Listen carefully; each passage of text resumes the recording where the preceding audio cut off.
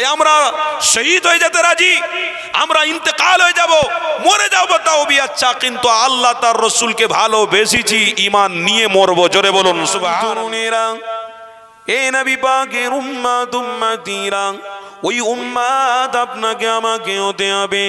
কোন উম্মত? আল্লাহ নবী নূহ নবীকে ভালোবাসা, আল্লাহ নবী নূহ নবীর প্রেম আপনার আমার দিলের ভিতরে রাখা। আল্লাহ নবী যে রাস্তা দেখিয়েছে, মরে গেলেও ওই রাস্তা কোনোদিন না ছেড়ে দেওয়া, ওই রাস্তাটাকে মজবুত করে ধরে নেওয়া। তার মানে আমি ইমানদার। সর্বশেষে ভালো কাজ যেখানে হবে, ওই ভালো কাজে শরীক হয়ে যাওয়া। আল্লাহ নবীর কথাবার্তা শোনা, নবীর আখলাক চরিত্রের কথাবার্তা শোনা, নবী যে রাস্তা দেখিয়েছে ওই রাস্তার কথাবার্তা শোনা।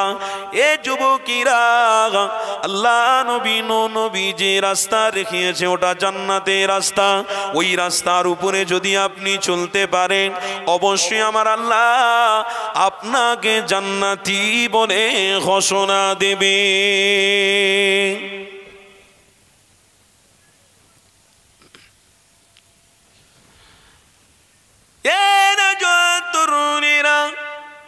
এ নবীর আশিকরা শুনে রেখে দাও, আল্লাহ নবী নবী দা নবী আমাদের 1000 বছর আগে। খুব মনোযোগ দিয়ে শুনবেন, কেননা হাদিসের কথা বলছি, কোরআনের কথা বলছি। এ যুবকেরা, এটা গল্পের জায়গা নয়। এই ইমানি মাহফিলটা হলো আল্লাহর রহমতের জায়গা। এই ইমানি মাহফিলে আল্লাহর ফেরেশতারা আনাগোনা করে থাকে। এই ইমানি মাহফিলে অনেক আচ্ছা আচ্ছা খারাপ মানুষ আল্লাহ তার রসুলকে চিনে, ইমানটা নিয়ে জান্নাতি হয়ে যায়। এ যুবকেরা, বারা তরুণেরা, আল্লাহ নবীর নবীর কথা বলছি। আল্লাহ নবীর প্রেমিক যদি আপনি হন, আমার রাসূলুল্লাহর কথাগুলো আপনি শুনবেন, আপনার মজা লাগবে। মজা তখন লাগবে যখন আপনার ভিতরে ঈমান থাকবে। ঈমান যদি আপনার মধ্যে না থাকে, কথাতে আপনার কোনোদিন মজা লাগবে না। কেননা নবী আমাদের 1000 বছর আগে সাহাবাদের কাছে যখন কথাবার্তা বলেছে, আল্লাহ নবীর কথাটা তারা শুনেছে, ভালো লেগেছে, মজা লেগেছে। আল্লাহ নবীর হাত মোবারকে হাতটা দিয়েছিল, আল্লাহ নবী জানিয়ে দিয়েছিলেন, এ বাবা সাহাবারা শুনে রেখে দাও, আমি নবী তোমাদেরকে জানিয়ে দিলাম, আশহাদু আল্লা ইলাহা, সবাই পড়ুন, আশহাদু আল্লা ইলাহা ইল্লাল্লাহ ওয়া আশহাদু আন্না মুহাম্মাদান আবদুহু ওয়া রাসূল। আল্লাহ নবী যখন কথাটা বলছে, আল্লাহ নবী সাহাবারা আল্লাহ নবীর হাত মোবারক ধরে এই কথাগুলো তিনারা বলতে লেগেছিল। নবী আমার সাহাবাকে জিজ্ঞাসা করেছিল, এ বাবা আব্দুল্লাহ রে, তুমি যখন আমার হাত ধরে আশহাদু আল্লাহ ইলাহা ইল্লাল্লাহ বলেছো, তোমার কি জানা আছে আশহাদু আল্লাহর মানেটা কি? আল্লাহ নবী তখন বুঝিয়ে দিয়েছিল, বাবা সাহাবী আব্দুল্লাহ রে, আশহাদু আল্লাহ মানে আল্লাহ ছাড়া কোনো মাবুদ নাই, ওয়া আশহাদু আন্না মুহাম্মাদান আবদুহু ওয়া রাসূল। আল্লাহ আমাকে মুহাম্মদ রাসূল নবী করে বানিয়েছে।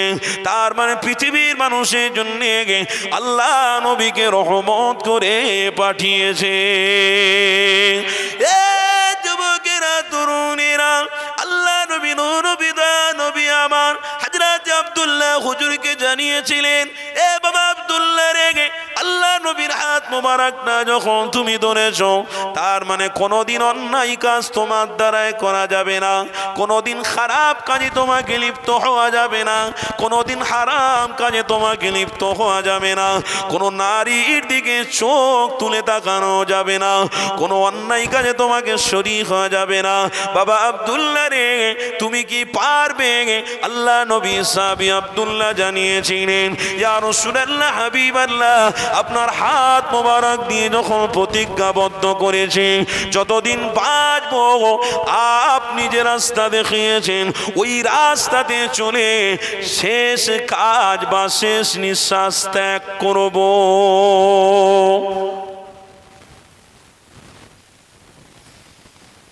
আমার আব্বারা কি আপনাদের অসুবিধা হচ্ছে নাকি বাপ? আমার নবীর কথা বলছি, সাহাবাদের কথা বলছি, একটু শোনো। কেন আমরা ইতিহাস পড়ে মুসলমান, আমরা ইতিহাস শুনে ইমানদার। ইতিহাস কি দেখবো আর, ইতিহাস তো আমাদের চোখের সামনে। ইমানি মাহফিল হচ্ছে, আল্লাহ পানিকে বন্ধ করে দিয়েছে, এটাই তো আমাদের জন্য ইতিহাস। জুড়ে বলো, কি দেখবো ইতিহাস? হ্যাঁ, গতকাল মাহফিল করেছি হুগলি জেলায়, পানি হচ্ছে, পানি হচ্ছে, বলতে নেই। আলহামদুলিল্লাহ, এখানেই পরিচয় পাওয়া যায় যে আল্লাহর হয়, আল্লাহ তার হয়। যেখানে ভালো কাজ হয় আল্লাহ তাকে সাপোর্ট করে। জোরে বলুন। যতক্ষণ মাহফিল হয়েছে কোনো পানি নাই, মাহফিল শেষ শুরু। তার আগের দিন আবার গিয়েছি সেই আরামবাগ, শুনছেন তো আব্বারা? একটু বললাম মাঝখানে, সেই আরামবাগের দিকে জলসা। উরি বাপ রে বাপ, বিশাল পানি, বিশাল। মগরিবের নামাজ পড়ে আল্লাহর কাছে দোয়া করছে, আল্লাহ কমিটি যারা, তারা তো চাঁদা তুলে বছর ভরে কষ্ট করে, এত পানি দিলে তাদেরও মন খারাপ হয়ে যাবে। আল্লাহ, ইমানি মাহফিলে তো সাপোর্ট আপনি ছাড়া দুনিয়ার কে করবে আল্লাহ?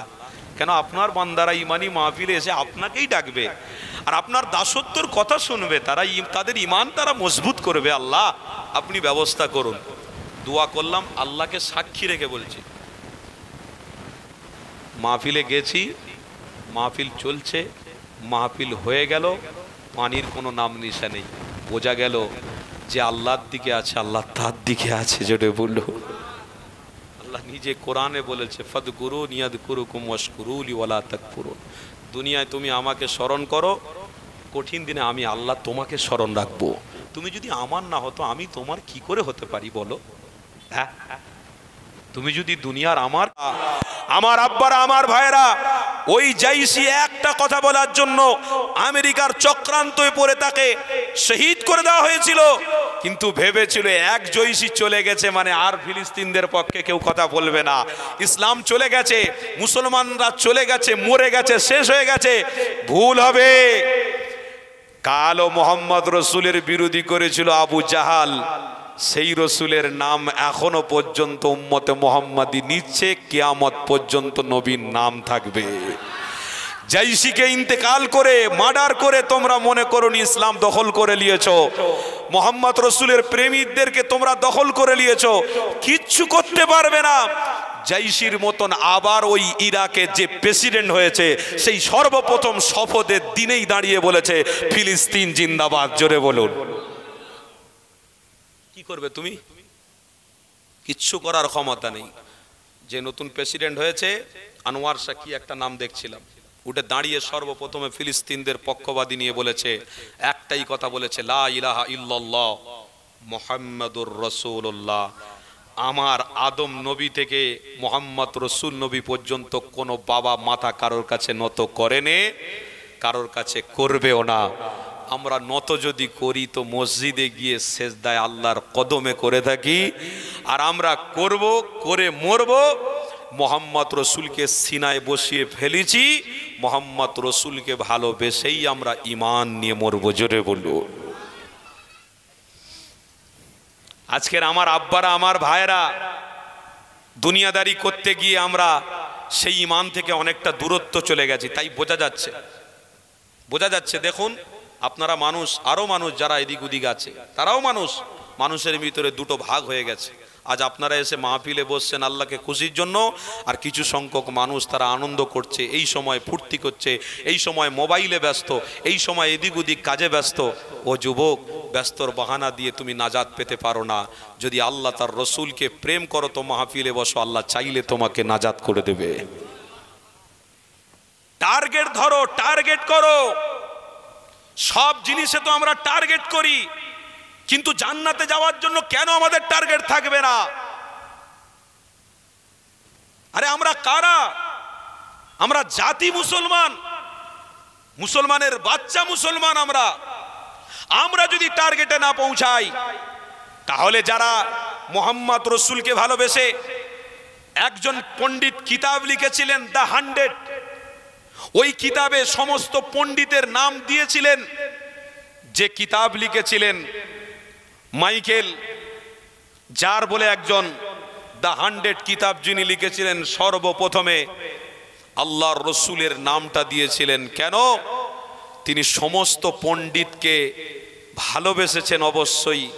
তেনার চলন, তেনার বলন, তেনাদের লেনদেন, তেনাদের মুআমেলাত, তেনাদের মুআশারাত সব কিছু তেমরা সাকরিফাই করেছেন, কিন্তু এক পাল্লায় তিনি রেখেছেন, আরেক পাল্লায় একা মোহাম্মদ রসুলকে রেখেছেন। তার মানে ওই কিতাবে সর্বপ্রথম রসুলের নাম দিয়ে তিনি শুরু করেছেন। এই জন্যে কেন মোহাম্মদ রসুলের আদর্শ, মোহাম্মদ রসুলের কথাবার্তা, মোহাম্মদ রসুলের চলন বলন, মোহাম্মদ রসুলের মুআমেলাত মুআশারাত আমি মাইকেল জার আমার খুব ভালো লেগেছে, জোরে বলুন। একজন খ্রিস্টান হয়ে আমার রসুলকে ভালোবেসে আমার রসুলকে মহব্বত করেছে। আজও আমেরিকার জমিনে যারা রসুলকে প্রেম করে দলে দলে ইসলামের দিকে আসছে, আমার আব্বারা, আমার ভাইরা, তাদেরকে অনেক কিছু করা হয়, কিন্তু তারা সর্বশেষে একটাই কথা বলে, আহাত আল্লাহ ছাড়া কোনো মাবুদ পৃথিবীতে হয়নি আর হবে না। কেন? আল্লাহ পবিত্র কোরআনের জমিনে, কোরআনের মধ্যে জানিয়েছেন, আল্লাহু লা ইলাহা ইল্লা হুয়াল হাইয়ুল কাইয়্যুম লা তাখুযুহু সিনাতুন ওয়ালা নাওম লাহু মা ফিস সামাওয়াতি ওয়া মা ফিল আরদ মান যাল্লাযী ইয়াশফাউ ইনদাহু ইল্লা বিইذনিহি ইয়ালামু মা বাইনা আইদিহিম ওয়া মা খালফাহুম ওয়া লা ইউহীতুনা বিশাইইন মিন ইলমিহি ইল্লা বিমা শা ওয়াসিআ কুরসিয়্যুহুস সামাওয়াতি ওয়াল আরদ। এই ওয়াসিআ কুরসিয়্যুহুস সামাওয়াতি ওয়াল আরদ ওয়া লা ইয়াউদুহু হিফযুহুমা ওয়া হুয়াল আলিয়্যুল আযীম।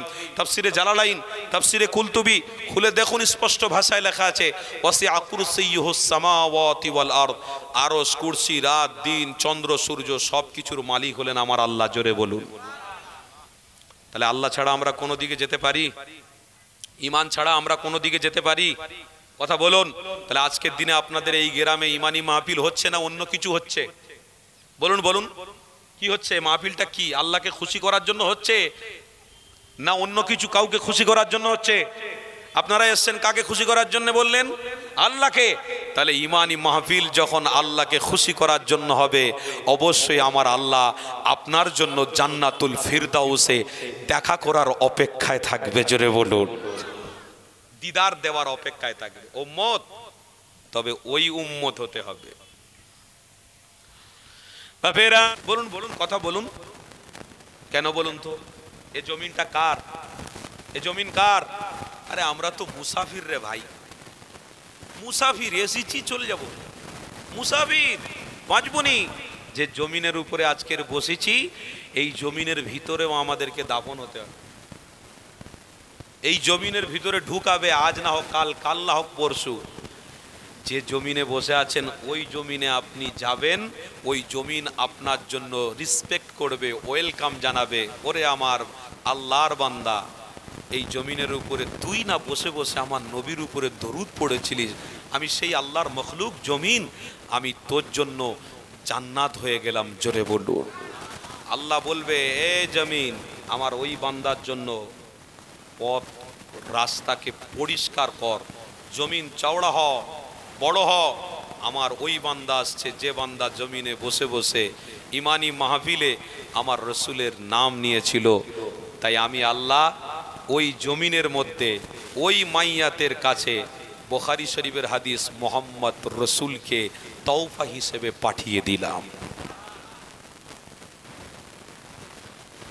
আজকের আমার ঘরের ছেলেরা, আমার ঘরের কিছু কিছু আব্বারা জানেন, রাগ করবেন না বাবা, গুনাহ করতে করতে করতে করতে এমন সীমায় পৌঁছে গেছি, সব মাহফিলটা আর ভাল লাগে। কি হবে বসে খামাখা টুপি পরে ওখানে বসে বসে সুবহানাল্লাহ বলবো, দরুদ পড়বো, কি লাভ আছে? আব্বারা, লাভ বোঝা যায় না, কষ্ট করলে ব্যাংকে টাকা থাকলে তখন লাভ বোঝা যায়। কথা ঠিক না ভুল বলছি? কষ্ট করে টাকা সংরক্ষণ করে রাখো, মেয়ের বিয়েতে হাজার হাজার মানুষকে খাইয়ে তখন বুঝবে না একটা লাভ আমি করেছি। কষ্ট করে ব্যাংকে টাকা গুছিয়ে গুছিয়ে রাখো, একটা দোকানের জায়গা আরেকটা দোকান করে যখন দোকানটা ওপেনিং করবে তখন দিল খুশ হয়ে যাবে, না কিছু একটা করতে পেরেছি। কষ্ট করে টাকা জমতি করে রাখো, একটা ঘরের জায়গা আরেকটা ঘর যখন হবে তখন মনটা খুশি হয়ে যাবে, না একটা কিছু করতে পেরেছি। ওই দিনে লাভ হবে। দুনিয়ায় কষ্ট করার জায়গায় কষ্ট করে করে করে করে করে করে করে করে চলো, মান জাদ্দা ওয়াজাদা, চেষ্টা করে চলো। কবরে লাশ যাবে, মানুষ সব যে যার পালিয়ে আসবে, কবর থেকেই তোমার জন্য জান্নাতের খুশবু আল্লাহ দান করে দেবে। আমরা ইমানদার, আমরা আল্লাহ বিশ্বাসী, আমরা রসুল বিশ্বাসী। কথা ঠিক না ভুল বলছি? আমরা ইমানদার, সর্বোপরি আল্লাহ বিশ্বাসী, রসুল বিশ্বাসী। কেন মাথা আমরা কারোর কাছে নত করিনি, করব না। এই তো কিছুদিন আগে ইরাকের প্রেসিডেন্ট জৈসি বলে একজন ছিলেন। ইরাকের প্রেসিডেন্ট হেলিকপ্টারে একটা জায়গা ওপেনিং করতে যাচ্ছেন বা কোনো কাজে, সোশ্যাল কাজে বেরিয়েছেন। আমেরিকার চক্রান্তকারীরা চক্রান্ত করে ওই জৈসিকে শহীদ করে দিল। পুরো হেলিকপ্টার জ্বালিয়ে পুড়িয়ে খারাপ, রাস্তায় খারাপ হয়ে গেছে, জৈসির ইন্তেকাল হয়ে গেল। কিন্তু আপনি জানেন ওই জৈসিকে হত্যা করা হয়েছে কিসের জন্য? পরিকল্পনা হয়েছিল কিসের জন্য? একটাই কারণে, কি? ফিলিস্তিনের পক্ষবাদীর কথা বলার জন্য আর ইসরায়েলের বিরোধী করার জন্য। তো জৈসি আওয়াজ দিয়ে একটাই কথা বলেছিল, ফিলিস্তিনরা যে কষ্ট পাচ্ছে, তোমরা মনে করছো তারা আল্লাহ ছেড়ে দেবে, রসুল ছেড়ে দেবে। আমি জৈসি বলছি, যতদিন বেঁচে থাকবো আল্লাহ তার রসুলকে যেমন ফিলিস্তিনবাসীরা মসজিদে আকসাকে দখল করে রেখেছে, বোমের গুলিতে গুলি ঝাঁঝরা হয়ে গিয়ে তারা শহীদ পর্যন্ত হয়ে যাচ্ছে, কিন্তু একটাই কথা বলছে, আহাদ আহাদ আহাদ, আল্লাহ এক। আমরা আল্লাহর ঘরকে ছাড়িনি, ছাড়বো না, আমার পূর্বপুরুষ ছাড়িনি, ছাড়বো না।